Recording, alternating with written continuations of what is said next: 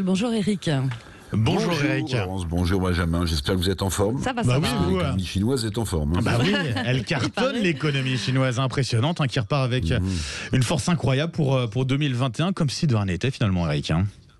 Ouais, l'économie chinoise, imperturbable, rebondit très fortement, en pleine crise sanitaire, parce qu'il y a plein d'endroits sur la planète où la crise sanitaire sévit encore fortement.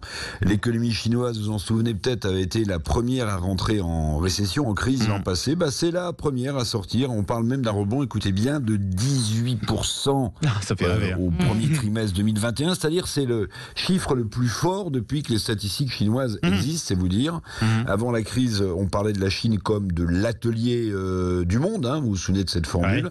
Le monde d'après repartira sur les mêmes bases. Alors les raisons de ce très très fort, violent rebond de croissance en Chine, la demande intérieure, c'est vrai, vous avez plus d'1 milliard d'habitants, mais surtout la demande étrangère qui dope cette croissance chinoise. Et comme l'atelier du monde n'arrive pas à fournir la demande qui vient d'Europe notamment, par exemple, il y a pénurie de produits essentiels à l'industrie pour des tas de pays qui commercent avec la Chine, d'autant que d'autres géants en Asie, je pense par exemple à l'Inde, vous le savez, sont submergés actuellement par l'épidémie.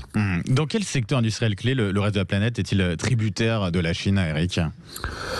Il y en a plein, mais je vais vous prendre un exemple, Benjamin, parce que voilà, c'est un peu aride. On n'achète pas tous les jours des semi-conducteurs quand on est consommateur en France, Pas nous, mais en tout cas, les semi-conducteurs, ils rentrent dans la composition de tas de produits.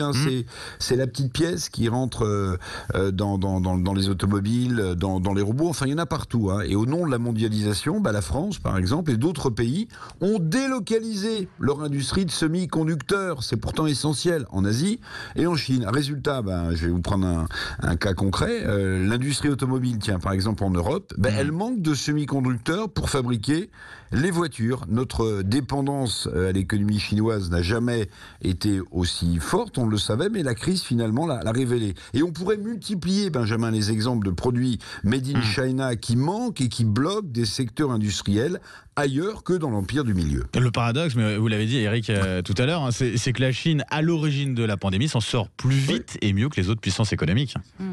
Oui, c'est l'un des grands paradoxes de la situation économique actuelle, mais c'est aussi finalement l'implacable logique de la mondialisation.